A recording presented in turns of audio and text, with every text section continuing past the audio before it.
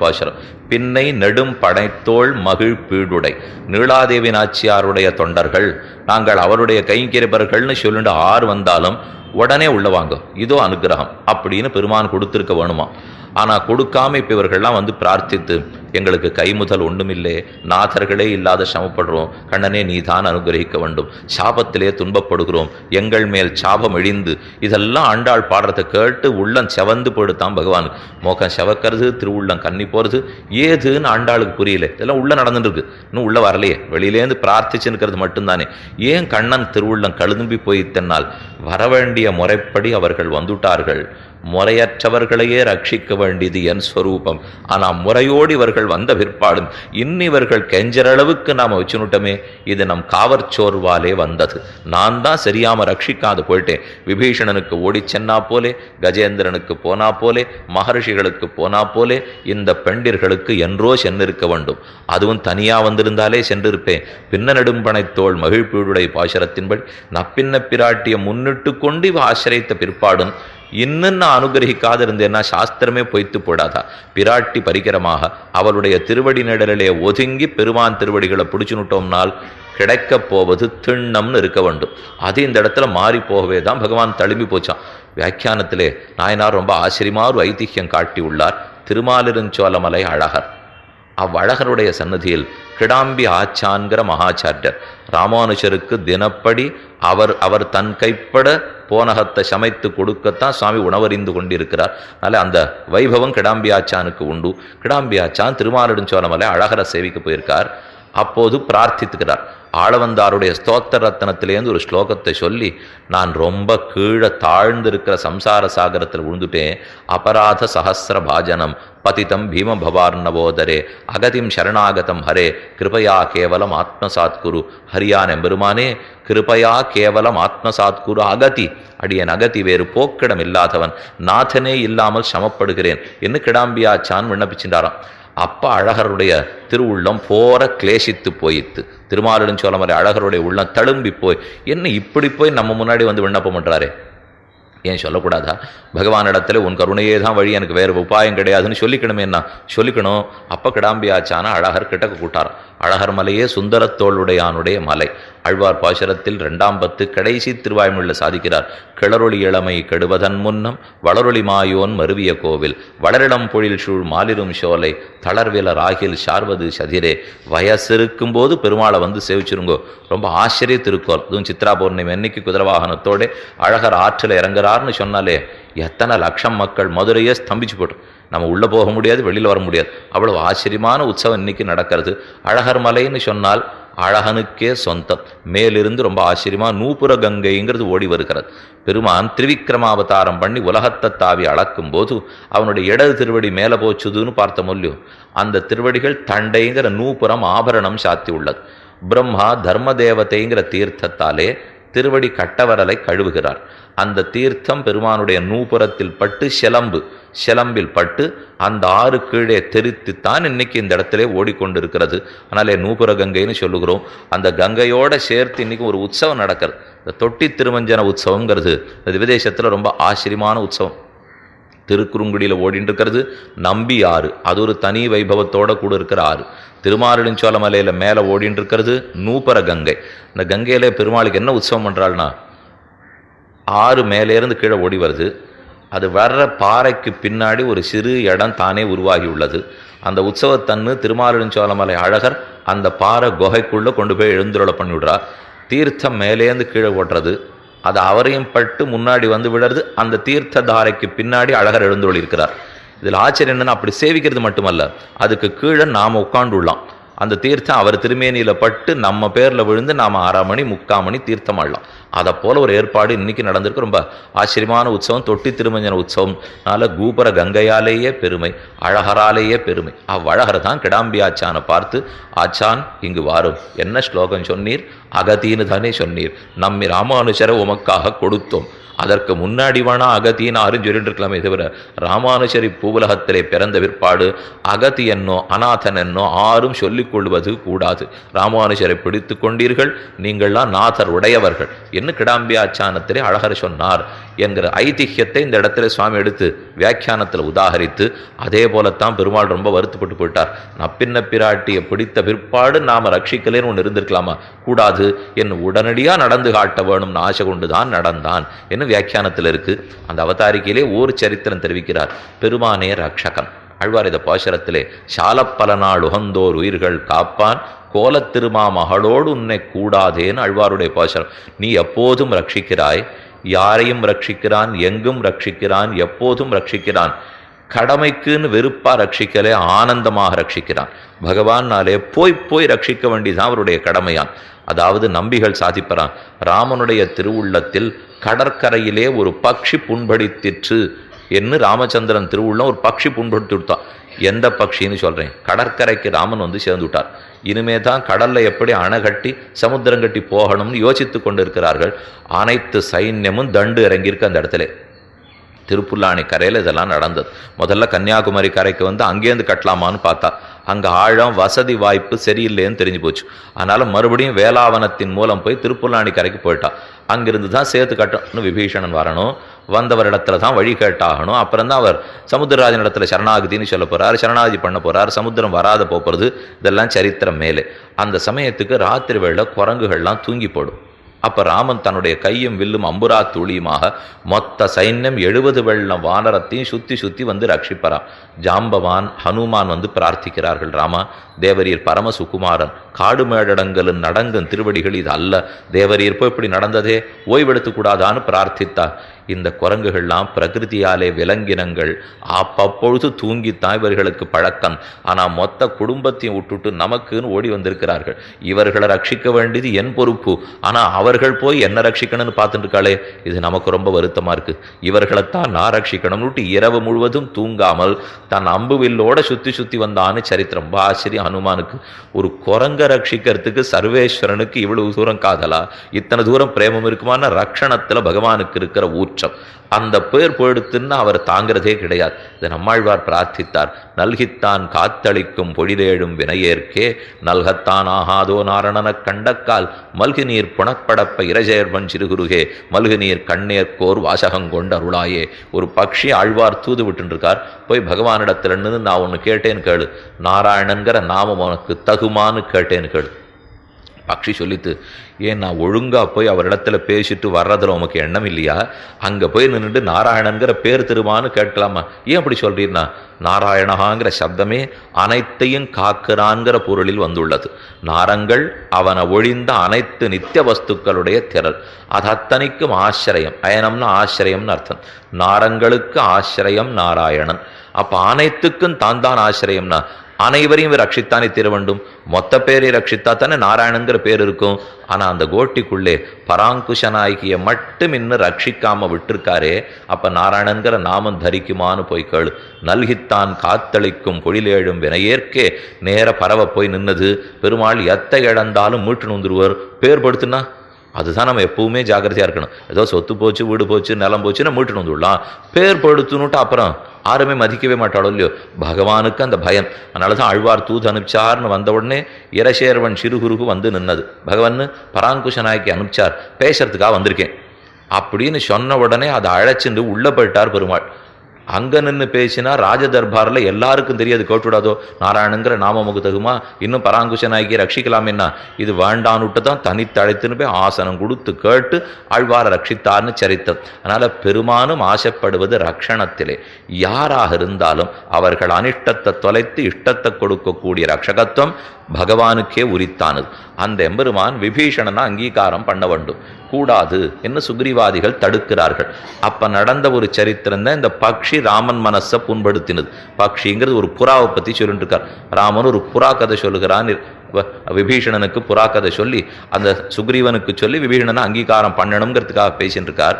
நடந்த சரித்திரம் என்னவென்னால், ஏ சுக்ரீவா, விபீஷணனை அங்கீகாரம் பண்ணக்கூடாதுன்னு சொல்லுகிறாய். நீ சொல்லும் காரணம் பிராட்டிய பிரித்த பாப்பியனுடைய தம்பி, ஆகையால் நாங்கீகாரியா என்று பேசுகிறாயே. நான் ஒரு சரித்திரம் சொல்றேன், கேட்டுக்கோ. இது வேதத்தின் விழுமிது. வேதாந்தங்கள்ல சொல்லப்பட்ட சரித்திரம். ஆண் புறா பெண் புறா ரெண்டும் ஏகாந்தத்திலே கழித்திருந்தன. வேடன் ஒருத்தன் குறுக்க வந்தான். பெண் புறாவை அடித்து வீழ்த்தினான். பெண் புறாவுக்கு உயிர் படுத்து. இது நடந்தது ஒரு காலத்தே. இப்போது மழைக்காலம். அது நடந்து முடிஞ்சு கொஞ்சம் காலம் ஆயிடுது. இப்போ மழைக்காலம். மழையில வேடன் எங்கு தேடினாலும் இறை கிடைக்கல. அதனால ராத்திரி குளிர்ல நடுங்கிண்டு இறையும் கிடைக்காமல் வயிற்றில் பசியோடே ஒரு மரத்தின் அடியில் உட்காண்டிருக்கா. ஏற்கனவே பெண் புறா படுத்தே, அந்த ஆண் புறா இந்த மரத்து மேலே தான் இருக்கு. அந்த மரத்தினுடைய கீழடியில தான் இந்த வேடன் வந்து அமர்ந்து இருக்கிறான். மேலே இருக்கிற ஆண் புறா நினைச்சுதான், இவன் நம்ம பெடையை பிரித்தவன் தான், பாப்பி தான். ஆனால் இப்போ வயத்துல பசியோட என் இல்லம் தேடி வந்திருக்கிறான். என் மரத்துக்கு கீழே வந்திருக்கான். அவன் ஒன்றும் சரணம்னு சொல்லலை. அந்த மரம் அந்த புறாதுன்னு தெரியாது. இதை சரணாலயம் நினைத்தவன் வரவும் இல்லை. ஆனால் இப்போ புறாவா நினச்சிக்கிறது. எப்போ என் வீடு தேடி வந்துட்டானோ இவனை ரட்சிக்க வேண்டியது என் பொறுப்பல்லவோ அப்படின்னுட்டு கீழவன் சில சுள்ளிக்கம்புகளை பொறுக்கி போட்டு அதில் நெருப்பு மூட்டி குளிர் காஞ்சின்னு இருக்கான். புறா தானே போய் அந்த நெருப்பில் விழுந்து உடம்பை மாய்த்து கொண்டு அதையே அவனுக்கு ஆகாரமாக கொடுத்ததுன்னு சரித்திரத்தை ராமன் சுக்ரீவனுக்கு சொல்றார். சுக்ரீவா சரித்திரம் என்னன்னு புரிஞ்சுதான்னா தெரியல. நீ ஏதோ விபீஷணத்தை பற்றி இங்கே பேசின்னு இருக்கோ, அதே சமயத்தில் புறா கதை சொல்கிறேன், என்ன சொல்கிறேன்னு எனக்கு புரியலேன்னுட்டான் சுக்ரீவன். ஆணும் பெண்ணுமான புறா தான் நானும் சீதையும் சுக்ரீவா. நடுவில் வந்த வேடன் வேற ஆறுமல்லன் ராவணன் தான். பிரித்தான் ராவணன். போயிருக்கிற ராவணன் திரும்பி வரல. இப்போ அவன் தம்பி விபீஷணன் தான் திரும்பி வந்திருக்கான். வந்திருக்கிற விபீஷணன் சரணம் சரணம்னு மன்றாடுகிறான். வந்தவனுக்காக என் உயிரை கொடுக்க வேண்டிய தேவையில்லை, உன்னை அங்கீகாரம் பண்ணினுட்டேன்னு ஏற்றுக்கொண்டால் போதும். கதையை இப்படி மாற்றி வச்சுப்பார் சுக்ரீவா. நானும் சீத்தையும் இருக்கிறச்சே ராவணன் சீத்தையை கொன்று இருக்கணும். கொன்ற ராவணனே திரும்பி வந்திருக்கணும். அந்த ராவணனும் சரணம்னு சொல்லியிருக்கக்கூடாது. நான் அந்த ராவணனுக்காக உயிரை கொடுத்துருக்கணும். இந்த நாளையும் மாற்றி பார்த்துக்கோ. புறா அப்படித்தானே பண்ணித்து. ஏன்னா பெண் புறா கொல்லப்பட்டது, இங்கு சீத்தை கொல்லப்படலை. ஆர் கொன்றானோ கொன்ற வேடனே திரும்பி வந்திருக்கிறான். இங்க கொன்ற ராவணன் பிரிச்ச ராவணன் திரும்பி வரலே, தம்பி விபீஷணன் தான் வந்திருக்கான். வந்தவனும் அந்த இடத்துல ஒன்றும் ஆண் புறா சரணம் சரணம்னு சொல்லலே, வெறுமைதான் இருந்தது. ஆனா இந்த இடத்துல விபீஷணன் சரணம்னு சொல்லுகிறான். அப்புறா தன் உயிரையே கொடுத்து எதிரியை காத்தது. ஆனா நான் உயிரை கொடுக்க வேண்டிய தேவையில்லை, அனுகிரகிச்சேன் ஏற்றுக்கொண்டேன்னு சொன்னால் போதும். ஆக சீதை உயிரிழந்து போய் ராவணனே திரும்ப வந்து அவனும் சரணம்னு சொல்லாமல் நான் அவனுக்கு உயிர் கொடுத்திருந்தாவனா இத்தனையும் பண்ணாலும் லோகம் என்ன தெரியுமா தரலும். இதே வால்மீகி எழுதி வைப்பார். ஒரு புறா பண்ண காரியத்தை ராமன் பண்ணார். அவ்வளவுதானே சுக்ரீவா எழுத போறா. அதை விட எனக்கு ஒரு பெருமை கொடுக்க போறது இல்லையே. இன்னும் புறா ராமனுடைய திருவுள்ளத்தை புண்படுத்திச்சு. இது கடற்கரையிலே நடந்த சரித்திரம். இப்ப ராமன் நினைச்சுக்கிறார், இப்படியெல்லாம் இந்த விபீஷணனை ரட்சிக்கிறதுக்காக பேசினோமே, ஒரு ஆண்மகன் ராட்சசன் சக்தி இருக்கிறவன் பாபி, இவனை ரட்சிக்க இத்தனை பேசுகிறோம். ஆனா ஆண்டாளையும் கோபிமார்களையும் 22 பாசுரமாக தவிக்க விட்டு விட்டோம். இது ஆகாது என்ன தன் திருவுள்ளத்திலே புண்பட்டு போய் ராமனுடனே எழுந்திருந்தான். இங்கு கண்ணன் ஏற்கனவே ராமன் பண்ணது, இவ்விடத்துல கண்ணன் அந்த திருவுள்ளத்தோடு எழுந்திருந்தான்னு அவதாரிகையிலே தெரிவிக்கிறார். வச்சசா சாந்தயத்வைனம் லோச்சனாபியாம் பிபன்னிவ. தன் கண்குளிர விபீஷணாழ்வானை பார்த்து உம்மை போய் 15 நிமிஷம் காக்க வைத்து விட்டேனே, இது குற்றம். நானே லங்கைக்கு வந்து உன்னை அனுகிரகிச்சிருக்கணும். உன்னை 10 அடி நடக்க வைத்ததே குற்றம். நடக்க வச்சுட்டே வந்துட்டேன்னா கூட 10 நிமிஷம் உன்னை காக்க வைத்தது அதை விட குற்றம். இது இத்தனை நான் சரியா ரட்சிக்கப்படியாலே தான் வந்தது, ரட்சிக்காத விட்டுட்டேன், அதனாலதான் இது ஏற்பட்டதுன்னு ராமன் நொந்து போனார். அதே போலத்தான் கண்ணனும் நொந்து போனார். கர்ப்பபூதாக தபோதனாக துவயா ரட்சித்தவ்யாக பவத் விஷயவாசினா. இது ஒரு ஆச்சரியமான ஸ்லோகம். இதை இந்த அவதாரிகையில வியாக்கியானத்தில் உதாகரித்துள்ளார். ராமன் காட்டுக்கு வருகிறான். எதற்கு தண்டகாரண்யத்துக்கு வந்தார்? அங்கு இருக்கக்கூடிய அனைத்து மகரிஷிகளையும் ரட்சிப்பதற்காக. ராமன் தண்டகாரண்யத்துக்கு வந்தவுடனே அவர்கள்லாம் எதிர்கொண்டு அழைத்தார்கள். ராமன், ரொம்ப நாளா உனக்கு ஒன்று காட்டணும்னு காத்துட்டு இருந்தோம், ஏது வேணும்னு ராமன் கேட்கிறான். இந்த பார், ஒரு ராட்சசன் தொடையை கடிச்சின்னு போயிட்டான், ஒரு ராட்சசன் கையை பிடிங்கின்னு போயிட்டான், ஒரு ராட்சசன் மூக்கை கடிச்சின்னு போயிட்டான், ஒரு ராட்சசன் ஒரு கண்ணை பிடிங்கின்னு போயிட்டான் என்ன ராட்சசன் தின்ன உடம்பை மகரிஷிகள் ராமனுக்கு காட்டினார்கள். இதை வியாக்கியாத்தா எப்படி திருவண்ணா, ராட்சசாலாம் பிடிங்கின்னு போட்ட உடம்பை மகரிஷிகள் ராமனுக்கு காட்டினா, ஆனால் ஆழ்வார்கள் பகவானுக்கு காட்டுவது விரகம் தின்ற உடம்பை. பெருமானை விட்டு பிரிந்து விரக தாபத்தில் துடிக்கிறாளோ இல்லையோ, அந்த விரகம் இவர்கள் ஆத்மாவையே ஈர்கிறதே. அங்கானு சரீரத்துக்கு தாபத்து, ஆனா இங்க ஆத்மாவுக்கே நாசமோ என்ன விரகத்தாலே தபிக்கப்பட்ட ஆழ்வார்கள் தங்களை பகவானிடத்தில் காட்டி நீ ரட்சிக்கணும்னு பிரார்த்திக்கிறார்கள். ஆண்டாலும் அதே போல இங்கும் பிரார்த்தித்தாள். ராமா, நீ காடு நோக்கி நடந்து நடந்து சென்னாய், மெல்லணமேல் முன்துயின்னாய் இன்னெனி போய் வியன்காண மரத்தின் நீழல் கல்லணமேல் கண்துயில கற்றனையோ காகுத்தா கரியகோவே என்று ஆழ்வார் பாடியபடிக்கு ராமனே தண்டகாரண்யத்துக்குள்ள நுழைகிறார். ரிஷிகள் மொத்த பேரும் பிரார்த்திக்கிறார். பார்த்த உடனே ராமனை பற்றி என்னன்னு சொல்லியிருக்கணும். எங்களை இந்த மாதிரி கடிச்சுட்டான், ஆபத்தில் இருக்கும், யஜ்ஞத்தெல்லாம் தடுத்துட்டா, ஹோமம் பண்ண முடியாது, சமப்படுத்துறா, உடனே ரக்ஷின்னு கேட்கணும் இல்லையோ? ஒன்றுமே பண்ணலை. ராமனை பார்த்து பெருசாக பல்லாண்டு பாட ஆரம்பிச்சுட்டா ரிஷிகள்லாம். இங்கே உடம்புல ரத்தம் கொட்டின்னு இருக்கு, ஆனால் அவனை சேவித்த உடனே நீ நன்னா இருக்கணும். எவ்வளோ அழகா இந்த மாந்தோல் மரவுரியை சாத்தின்னு இருக்கேன். நாங்களும் எத்தனை வருஷமா இதே ஆடையை அடிச்சுக்கணும்னு பார்க்குறோம். இன்னும் இடுப்பில் சரியா நிற்கலே, ஒழுங்காக கட்டிக்கு வரல. நேற்றுக்கு தான் நீ கட்டின்னு இருக்கேன். ராமனுக்கு மாந்தோல் மரவுரிக்குன்னு பிறந்தவரா? பட்டு பீதாம்பரத்துக்குன்னு பிறந்தவர். ஆனால் இன்னைக்கு மாந்தோல் மரவுரி சாத்தின்தா பார்த்த ஒரு ரிஷி சொன்னாராம், ராமா எங்களை விட இது உனக்கு தான் நன்னா இருக்கு. இவ்வளவு நாளும் ஏதோ நாங்களுக்கு தான் போட்டுக்கு தெரியும்னு நினச்சிருந்தோம், ஆனால் நம்ம விட உனக்கு நன்னா இருக்கே. சாகுந்தலம் காவியம் கேள்விப்பட்டிருக்கோ இல்லையோ? காளிதாசனுடைய காவியம். அதில் சகுந்தலை எவ்வளவு அழகா இருப்பல்னா, கூட இருக்கிற பெண்கள் எல்லாம் நாங்கள் ஆண்களாக பிறக்காமல் போனோமேன்னு ஏங்குவர்களாம். அந்த அளவுக்கு சகுந்தலைக்குண்டான ஏத்தம். கிமிபிகி மதுராணாம் மண்டனம் நாகதீனாம்னு ஸ்லோகம். இந்த சகுந்தலைக்கு மாந்தோல் மரவுரி, கண்வர் ஆசிரமத்தில் விளையறச்சே அவரும் மாந்தோல் மரவுரியோடு இருந்தாலும் இல்லையோ, எவ்வளவு அழகா போட்டுருக்கான்னு பக்கத்தில் இருக்கிற பெண்கள் நினைப்பார்களாம். இங்கே வியாக்கியாதா சொன்னார், ஒண்ணுமில்லாத ஒரு பிராகிருத பெண் சகுந்தலைக்கு மாந்தோல் மரவுரி அழகா இருக்குன்னு ஒரு கவிஞன் பாடிட்டு போனால், ராமச்சந்திரனே கீழே வந்திருக்கும் போது அவர் திருமேனிக்கு அது எவ்வளவு அழகா இருந்திருக்கும். அதனால இவ தாங்க சொல்ல வந்ததையே மறந்து போயிட்டா. நீ நன்னா இருக்கணும், இந்த மரவுரியோட மாந்தோலோட இவ்வழகு இன்னும் மாறாமல் இருக்கணும். ராமன் மெதுவா தட்டி கூப்பிட்டார். சொல்ல வந்ததை முதல்ல சொல்லுங்க, பல்லாண்டெல்லாம் நீங்க அப்புறம் பாடிக்கலாம். அப்ப ரிஷிகள் பிரார்த்திக்கிறா, லேலே என்னுடைய உடம்பை பார், பவத் விஷயவாசினா, உன்னுடைய நாட்டில் நாம் இருக்கிறோம், உம்மால் ரட்சிக்கப்பட வேண்டியவர்கள், நம்மளை ராட்சசர்கள் ரொம்ப துன்புறுத்துகிறார்கள், நீதான் ரட்சிக்க வேணும்னு பிரார்த்திக்கிறா. உடனே ராமச்சந்திரன் ஹிரீரேஷாகி மமாதுலா, ஒரு பெண்ணை போல வெட்கப்பட்டு தலை குனிஞ்சு விட்டாளாம். நான் இங்கே வந்து நீங்கள் கேட்குற அளவுக்கும் காக்க வைத்து விட்டேனே, உங்களுக்கு ஆபத்துன்னு தெரிஞ்சுட்டு அயோத்தியிலேருந்து நானாக வந்தன்னும் ரட்சித்திருக்க வேண்டும். யாரோ ஒரு கை கேட்டதை காரணமாக கொண்டு இப்போ காட்டுக்கு வந்திருக்கேன். வந்தபடியால நீங்கள் சொன்னீர்கள், நான் ரட்சித்து விட்டேன். நீங்கள் வரும்படி நான் வைத்து கொண்டிருக்கவே கூடாது, அதனால ரொம்ப வெட்கப்படுகிறேன்னு ராமன் சொன்னாராம். இந்த இடத்துல வியாக்கியாதா தெரிவித்தார், ஓ மகர்ஷிகளுக்கே வெட்கப்பட்டவர் ராட்சசனுக்கு வெட்கப்படாது போக மாட்டார். ராட்சசனுக்கே வெட்கப்பட்டவர் அபலகளான இடைப்பெண்களுக்காக வெட்கப்படாமல் போக மாட்டார். அவர்களை ரட்சிக்கிறதுக்கே அவ்வளவு வேகமா போனார் இல்லையோ? சரி, உங்களை அவசியம் ரட்சிக்கிறேன், யாரெல்லாம் உங்களுக்கு விரோதிகளோ அந்த ராட்சசர்களை எல்லாம் கொன்னுடுறேன்னு ராமன் பிரதிஜை பண்ணிவிட்டார். ஆனால் நாள் போயிட்டே இருக்கு, சுற்றி சுற்றி வரார், 6 இடத்துலையும் ஒன்றும் பண்ணுறதாவே தெரியல. சீதைக்கு ஒரு எண்ணம், ஒருவேளை நாம் ஏகாந்தமாக இருக்கோங்கிறதுனால அனுபவத்திலே இருந்துட்டு கொடுத்த பிரதிஜையெல்லாம் ராமன் மறந்தே போயிட்டாரோ அப்படின்னு சீத்தை நினச்சின்னு நடுவில் ஒரு கேள்வி கேட்டார். இன்னைக்கு நீங்கள் மேலே சேவிக்கிறதுக்கு போனீங்களா, அயோத்தியிலேருந்து தெற்கு நோக்கி ராமன் வந்தான், சித்திரகூடத்தில் இருந்தார். பரதன் வந்து ராஜ்யத்தை சமர்ப்பித்தார், மறுத்தான், பாதுகையை கொடுத்தான், எழுந்துருளை பண்ணி கொண்டு பரதன் திரும்பி போயிட்டார். சித்திரகூடத்திலேருந்து புறப்பட்டா அத்திரி அனசூயா ஆசிரமத்துக்கு வந்தார்கள். அங்க பேசிட்டு இருந்தார்கள். அத்தோட அந்த காண்டம் முடிஞ்சு போடும். அதற்கப்புறம் ஆரண்ய காண்டம் தொடங்குகிறது. அனசூய ஆசிரமத்திலேருந்து கீழே வரா. முதல்ல சரபங்கருடைய ஆசிரமம் வரும். ரொம்ப ஆச்சரியமான இடம். அந்த இடம்னா இன்னைக்கு உள்ளே போயிட்டு வருதுங்கிறது அவ்வளோ சுலபம் இல்லை. கட்டப்பட்டா போய் சேவிக்கலாம். ஆனால் ரொம்ப ஆச்சரியமான திருத்தலங்கள். நம்ம ஏதோ பணங்காசி செலவழிச்சுட்டு மலவாச ஸ்தலத்துக்கு போகிறோம் பாருங்க, ஒரு நாளைக்கு 4000 3000 எத்தையோ கொடுத்தா அங்கே தங்க விடுவோம். ஒரு பிரயோஜனம் இல்லை. கடைசியில் ரொம்ப ஜோடிச்சுட்டு கோடிச்சுன்னு அங்கே இருக்கணும்னு போவோம். போனால் ஒன்றுமே அங்கே நன்னா இருக்காது. ஆனால் சொல்லிக்கிறதுக்கு மனசு இருக்காது. ரொம்ப நன்னா அனுபவித்தோம். ஏன்னா மற்ற பேரும் அதே மாதிரி போயிட்டு வரணும் இல்லையோ, அதுக்காக அவளும் செலவழிக்கட்டும்ங்கிறதுக்காக சொல்லுவோம். அதனால் இன்னுமே நீங்கள் ஆர்ட்டியான சொல்லணும்னா சரபங்க ஆசிரமத்தை போய் சேவிச்சுட்டு வாங்கோ, சுதீக்ஷாசிரமத்தில் போய் சேவிங்கோ. ஆச்சரியம். ஜட்டாயுவுக்கு மோட்சம் கொடுத்த தாக்கேத்துங்கிற ஸ்தலம், அதுக்கு போகிற வழியே அற்புதம். என்ன ஒன்றுன்னா, அந்த இடத்துக்கு போய் சேவிச்சுட்டு வர்றதுக்குள்ள நமக்கே மோட்சம் கிடச்சுடுத்தோன்னு இருக்கும். அது ஒன்று தான் கட்டமே தவிர மற்றபடிக்கு இடம் ரொம்ப ஆச்சரியமாக தான் இருக்கும். ஏன்னா சுற்றி ஒரு 6 மைலாவது நடந்தால் தான் மின்சாரமே பார்க்கலாம். ஆள் அரவம் கூட தெரியாது. அதை போல ஒரு இடத்துல ஜட்டாயு இருந்திருக்கார் போல் இருக்கு. ராமன் அன்னைக்கு மோட்சம் கொடுத்திருக்கார். இன்னைக்கும் அதே போலத்தான் உள்ளது. அதனால முதல்ல சரபங்க ஆசிரமத்துக்கு வந்தார். அவரிடத்துல இந்த ஆசிரமத்தில் நான் தங்கலாமான்னு ராமன் கேட்கிறான். ஏன்னா மிச்சம் இருக்கிற 11 ஆண்டுகளையும் முடிச்சாகணும் இல்லையோ. இப்பதான் சித்திரகூடம் ஆயிருக்கு, அத்திரி அனசூய ஆசிரமம் ஆயிருக்கு. தெற்க வந்தார். வந்த உடனே சரபங்கர் இடத்துல கேட்ட அவர் சொன்னார், ராமா நீ எப்போ வருவேங்கிறதுக்காக காத்துட்டு இருந்தேன். இதோ இப்போதே ஒரு நாழிகை காலத்துக்குள்ள நான் மோட்சத்துக்கு போயிட்டே இருக்கேன். நீ பார்த்துட்டே இருக்க போறே, உன்னால் கடாட்சிக்கப்பட்டவர் நான் இனிமே இங்கே இருப்பேனா என்று ராமனிடத்தில் பிரார்த்திக்க அவர் பார்த்துட்டு இருக்கிறச்சே விஷ்ணு ரூபத்தோடையே வானுலகத்துக்கு ஏகினார் சரபங்கர். இன்னைக்கு சரபங்க நதி அந்த இடத்துல ஓடுறது. ரொம்ப ஆச்சரியமான இடம்.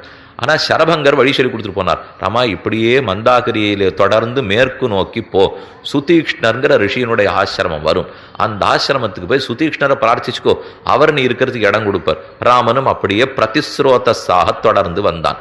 சுதீக்ஷ்ணாசிரமத்துக்கு வந்து அவரிடத்துல கேட்டா, அவர் சொன்னார், நீ இருக்கலாம், ஆனா இந்த இடத்துல நிறைய வனவிலங்குகள் அதிகம், துஷ்ட மிருகங்களை இருப்பியா, நீ கொன்னுக்கலாமே, நீ க்ஷத்திரியன் தானே, நீ கொண்டு இருக்கலாமேன்னு ராமன் மறுத்துட்டார்.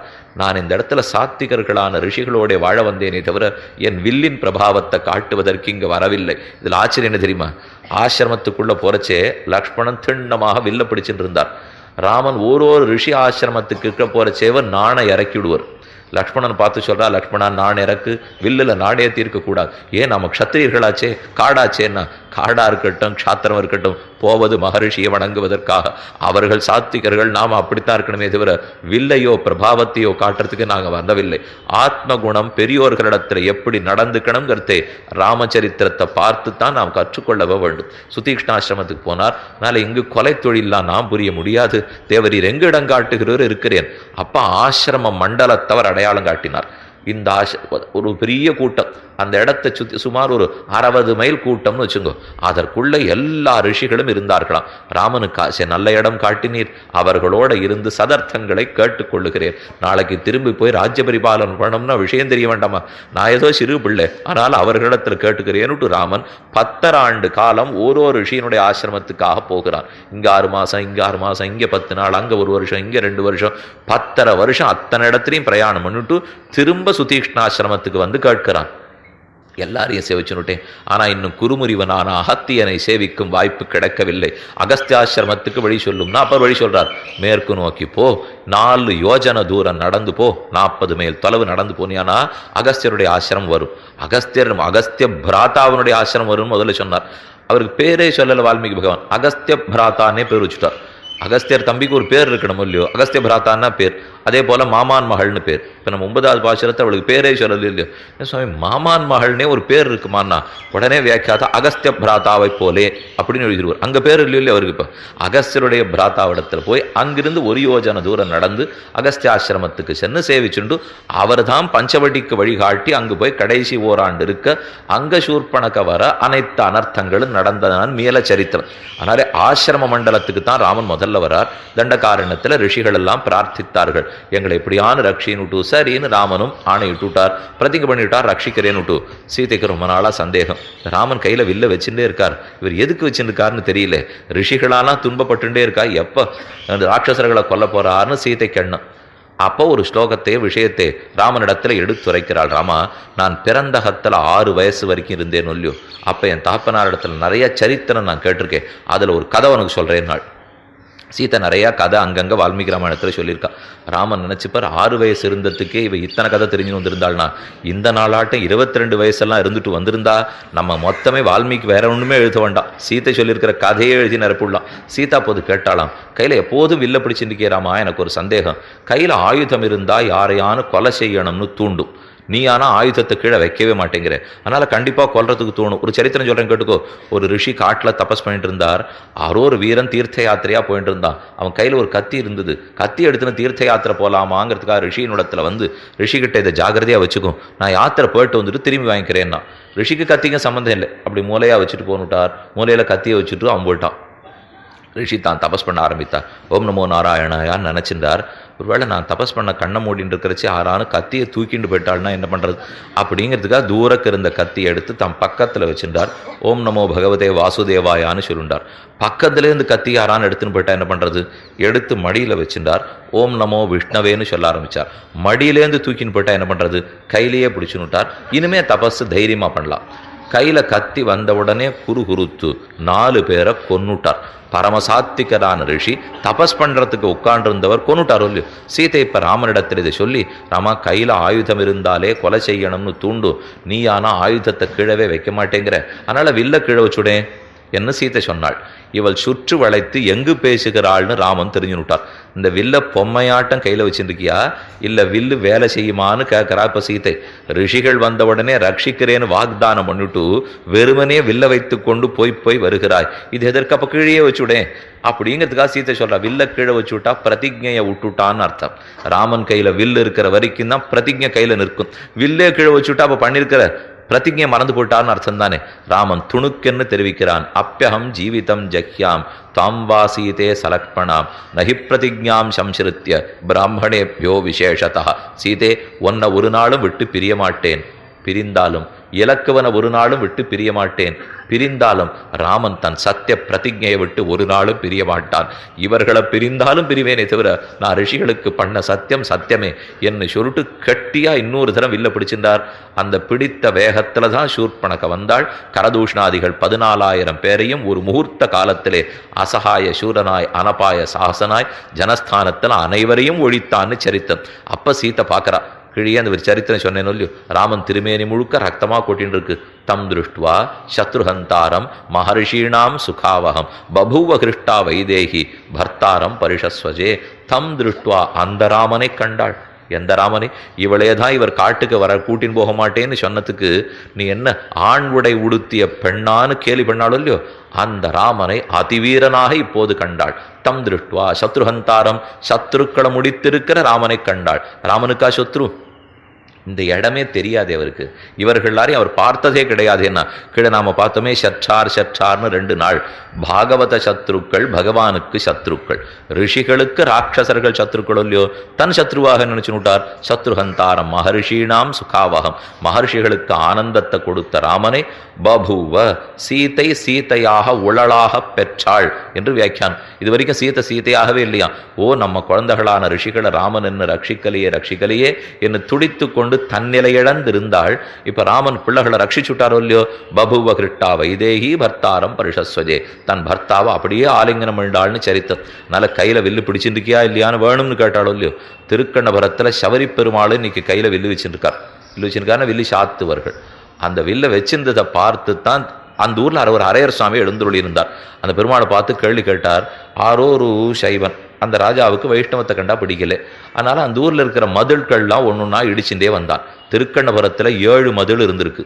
அது திருமலராயன் பட்டணத்தில் இருக்கிற சமுத்திர அளவுக்கு இருந்திருக்கு. இன்னைக்கு மாசிமகம் பௌர்ணமி உற்சவத்துக்கு தீர்த்தவாரிக்கு எழுந்துள்ளார்னா சபரி பெருமாள் அத்தனை தூரம் திருமலராயன் பட்டணத்துக்கு போய் தான் தீர்த்தவாரி கண்டருளி திரும்ப வருகிறார். ரொம்ப கோலாகலமான உற்சவம். சபரி பெருமாள் இருக்காரு, அவரையே தங்கள் இல்லத்து மாப்பிள்ளையாக அங்க வலைச்சேலில் இருக்கிற சம்படவர்கள் அனைவரும் அப்படித்தான் கொண்டாடுவார்கள். அங்க போன பிற்பாடு பெருமாளே அவர்களுடைய சொத்து தான். அந்த வாகனத்தோட பெருமாளை எழுந்துருளை பண்ணிட்டு போய் தீர்த்தவாரியில நிறுத்தி தீர்த்தவாரி கண்டருளி திரும்ப வெளியில் இழைச்சி அங்கே ஒரு சன்னதி கேள்றார். அங்கே கதம்ப விநியோகம் ரொம்ப முக்கியம். அதுக்காக சொன்னேன், தீர்த்தவாரி ஆயிட்டு நம்ம தீர்த்தம் ஆயிட்டு வருவோம். அப்போ உடம்பு ஒரே குளிரின்னு இருக்கும். மாசி மாதம் மக்க நட்சத்திரத்தை நடக்கிறது சொல்லியோ. அதோட வெளியில் வந்தோம்னா சுட கதம்பம் ரொம்ப நன்னா கொடுப்பா. சபரி பெருமாளையும் அனுபவிச்சுக்கலாம், கதம்பத்தையும் ஸ்வீகரிச்சுக்கலாம், மேற்கொண்டு வரலாங்கிறதுக்காக சொன்னேன். அதனால் அப்படி போகும்போது இன்னைக்கு அந்த பெருமாள் தீர்த்தவாரி அங்கே போய் கண்டருள்றார் இல்லையோ. எதுக்கு சொல்ல வந்தேன்னா, ஆழ்வார் தன்னுடைய பாசுரத்தில் அது வரைக்கும் மதில் இருந்ததாக குறிப்பிடுகிறார். வேலமோதும் மதில் சூழ் திருக்கண்ணபுரம்னு சொன்னபடியார். வேலை கடல் அலை, கடல் அலை மோதும் மதில் சூழ்னா இன்னைக்கு திருக்கண்ணபுரத்து பக்கத்துல கடல் அலை எல்லாம் இல்லை. அப்ப அது வரைக்கும் இருந்திருக்க வேணும். அங்க வரைக்கும் இருந்ததை தான் மதில்கள் இடிச்சுன்னு வந்திருக்கான். பெருமாள் கையில சாரங்கவில் பருத்தின்னு இருக்கார். அந்த ஊர்ல திருக்கண்ணபுரத்தை அரையர் சுவாமின்னு எழுந்துருளி இருந்தார். அவர் ஓடி வந்து பெருமாள் திருவடிகளை பற்றி, இப்படி கோவில்கள்ல மதில் இடிச்சுட்டு இருக்கானே, இந்த கையில வில்லு பிடிச்சிருக்கிய வெறுமை பிடிச்சிருக்கியா என்று பெருமானை பார்த்து கேட்டார். செருவர முன்னா செருத்த சிலையன்னோ கைத்தலத்த தென்கின்றாளால் பொருவரமுன் போர் தொலைத்த பொன்னாழி மத்தொருகை என்கின்றாளால் ஒருவரையின் நின்னொப்பார் ஒப்பிலா என்னப்பா என்கின்றாளால் கருவர போல் நின்னானே கண்ணபுரத் தம்மானை கண்டாள்களோ என்று திருமங்கியாழ்வாருடைய பாசுரம். செருவரமுன் நாசெருத்த சிலையன்னோ கைத்தலத்தது. வெறுமைக்கான இந்த சாரங்கம் பிடிச்சிருக்கியா? அன்னைக்கு சொன்னியே, அப்பியகஞ்சீவிதஞ்சஹ்யாம் தாம்பாசீதே சலக்பணாம் நகி பிரதிஜாம் சம்சிருத்திய, இந்த வில்லு கையில் இருக்கிற வரைக்கும் அடியார்களை ரட்சிக்காலும் விடமாட்டேன்னு சொன்னியே. இப்ப எங்களுக்கு ஆபத்தா? உனக்கே ஆபத்து. அவன் மதில்களை இடித்து கொண்டிருக்கிறார், ஒன்றும் செய்ய மாட்டியானா? அப்பவும் பெருமாள் பேசலை. ஹரையர் சுவாமிக்கு கோபம் வந்துருச்சு. கையில் தாளம் வச்சிருந்தாலோ இல்லையோ, தாளத்தை எடுத்து வீசினார். சபரி பெருமாளுடைய திருமுக மண்டலத்தில் மோதி இந்த நெத்திக்கட்டில் கண்ணி செவந்து ரத்தம் துளிக்கிறாப்பில் ஆயிடுச்சு. அதனால் இன்றைக்கி நீங்கள் திருக்கண்ணபுரம் சபரி பெருமாளுடைய உற்சவமூர்த்தியை சேவிச்சில்னா இந்த இடத்துல வடு இருக்கும். ஹரையர் சுவாமி கைகளால் வாங்கிய வடு. அந்த வடு இருக்கிறச்செல்லாம் அவருக்கு ஞாபகம் வந்துமா, நான் தான் ரக்ஷகன், நான் தான் ரக்ஷகன், ஜெகத் அத்தனையும் தான் காக்க வேண்டுமே தவிர காக்காம விட்டுட்டா நம் காவற்சோர்வாலே வந்தது. அவசியம் பெருமான் வருவன் ரட்சிப்பன்கிற உறுதி அடியார்களிடத்தில் இருக்கும் இல்லையோ, அதற்காகத்தான் இப்போ ரொம்ப கண்ணன் ரொம்ப வெட்கப்பட்டு போயிட்டாலாம். ஓ, அன்னைக்கு ரிஷிகளிடத்துல போய் நாம பெண்ணாட்டம் வெட்கப்பட்டு நின்னோம், விபீஷணனை ரட்சிக்க போறச்சே வெட்கப்பட்டோம். ரிஷிகளாவது தபோபலமுடையவர்கள், விபீஷணனாவது சரீர பலமுடையவன். இந்த பெண்களுக்கு ரெண்டுமே இல்லையே. இடைப்பெண்கள், சரீரத்திலையும் பலம் கிடையாது, தபசு பலமும் கிடையாது. இவர்களை ரட்சிக்கிறதுக்கு நாம ஓடி வந்திருக்கோண்டாமோ, இவர்கள் வர்ற அளவுக்கு நாம் காத்திருந்ததே தவறுன்னு நினைக்கிறான். ஆழ்வார்களுக்கு ஒரு நம்பிக்கை, நாம் அறிவிக்காத வரைக்கும் தான் பகவான் வர்றதில்லை. அவர் எப்பவும் வர தயாராத்தான் இருக்கார். நீ வரணும்னு ஒரு வார்த்தை நான் சொல்லலையோ இல்லையோ, சொல்றதுக்காகத்தான் காத்து கொண்டிருக்கிறார். ரக்ஷாபேக்ஷாம் பிரதீட்சதேன்னு சொல்லுவார்கள். ரட்சிக்க வேணுங்கிற அபேட்சையை மட்டும் பகவான் எதிர்பார்க்கிறார். அபேட்சித்ததற்காக அவர் கொடுக்கல, தன் கருணையடியாகத்தான் கொடுக்கிறார்.